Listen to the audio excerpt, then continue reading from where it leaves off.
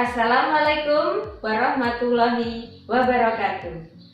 Tabik pun, saya Siti Asia, calon guru penggerak dari SD Negeri 4 Pugung Raharjo, Kecamatan Sekampung Udik, Kabupaten Lampung Timur. Berikut ini adalah tugas demonstrasi kontekstual pemikiran filosofis Ki Hajar Dewantara dalam karya.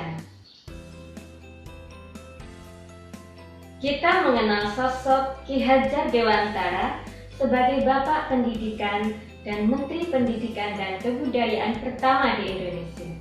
Beliau mendirikan sekolah yang bernama Taman Siswa.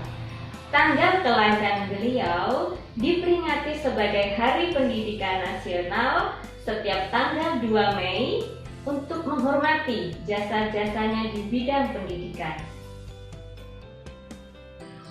Kata Ki Hajar Dewantara, seorang pendidik yang baik harus tahu bagaimana cara mengajar, memahami karakter peserta didik, dan mengerti tujuan pengajaran, agar dapat mewujudkan hasil didikan yang mempunyai pengetahuan yang mumpuni secara intelektual maupun budi pekerti serta semangat membangun bangsa. Peserta didik bisa diumpamakan sebagai kertas yang sudah ada tulisannya namun masih samar. Kertas ini pun berbeda-beda, ada yang tipis, ada yang mudah robek, ada yang mudah kusut, ada yang permukaannya kasar, tetapi ada juga yang tebal, yang kuat, dan yang permukaannya halus serta licin. Ini sama halnya dengan peserta didik kita yang berbeda-beda karakternya. Ada yang penakut, ada yang pemberani, ada yang gampang menangis, ada yang selalu gembira, ada yang malas, dan ada pula yang rajin. Begitu pula dengan kemampuannya, ada yang cepat tanggap dan ada pula yang lambat. Ketika menulis pun pendidik harus memberi perlakuan yang khusus sesuai dengan jenis kertasnya.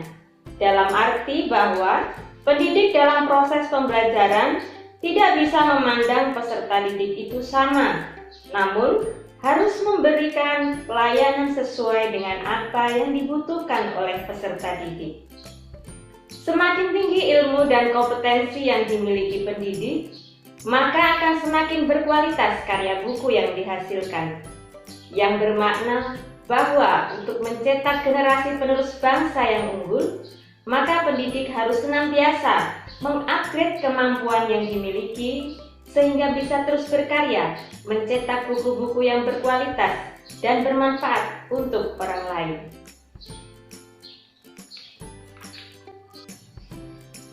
Sebagai pendidik, sudah selayaknya saya menerapkan pemikiran Ki Hajar Dewantara dalam proses pembelajaran di kelas saya. Prinsip merdeka belajar dan menjadikan siswa sebagai pusat belajar secara perlahan-lahan mulai saya terapkan. Saya tidak lagi memposisikan diri sebagai pusat dalam pembelajaran.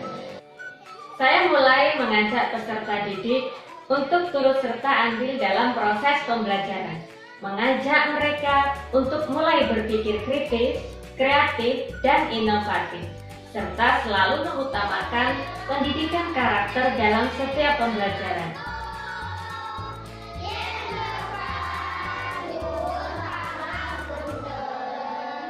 Pembelajaran tidak hanya duduk diam di bangku dan menghadap guru, tetapi mereka bisa bergerak aktif dan berkolaborasi dengan teman-temannya.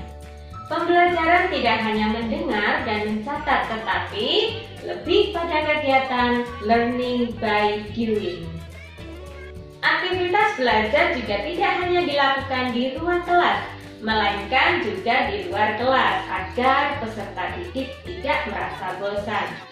Sebagai seorang guru yang menghamba kepada peserta didiknya, sudah seharusnya guru memberikan yang terbaik untuk peserta didik, memahami kebutuhan peserta didik, dan membimbing supaya mereka berkembang sesuai dengan minat dan bakatnya. Dalam menerapkan merdeka belajar di kelas, tentunya tidak semudah membalikkan telapak tangan. banyak tantangan yang tentu dirasakan bukan hanya oleh saya, tetapi oleh rekan-rekan pendidik lainnya. Tantangan yang dihadapi selain bersumber dari guru, tapi juga berasal dari peserta didik dan sarana prasarana di sekolah. Salah satu tantangan dari pendidik adalah kemampuan atau kompetensi guru untuk menyusun strategi ataupun merancang merdeka belajar. Kendala dari peserta didik adalah mereka yang terbiasa dengan pembelajaran konvensional perlu proses sehingga menjadi siswa yang aktif, berpikir kritis dan kreatif, serta mampu berkolaborasi dalam pembelajaran. Berdasarkan tantangan tersebut, maka solusi yang saya lakukan adalah dengan terus menggali potensi diri, menambah wawasan melalui kegiatan pengembangan diri, di antaranya dengan mengikuti kegiatan KKG maupun kegiatan diklat yang diikuti baik secara daring maupun luring. Dengan ilmu dan pengalaman yang saya peroleh dari kegiatan-kegiatan tersebut, saya mulai menerapkannya di kelas dan lambat laun peserta didik mulai bisa mengikuti dan menjadi lebih aktif dalam pembelajaran. Adapun solusi dalam minimnya sarana dan prasarana yang mendukung, sebagai guru harus kreatif, memanfaatkan benda-benda yang ada di sekitar sebagai media atau alat peraga. Pembuatan alat peraga selain bermanfaat bagi peserta didik, juga bisa diikutkan dalam lomba inovasi pembelajaran, sehingga sekali dayung, 2-3 pulau terlampaui. Tidak ada kata terlambat untuk melakukan perubahan ke arah yang lebih baik.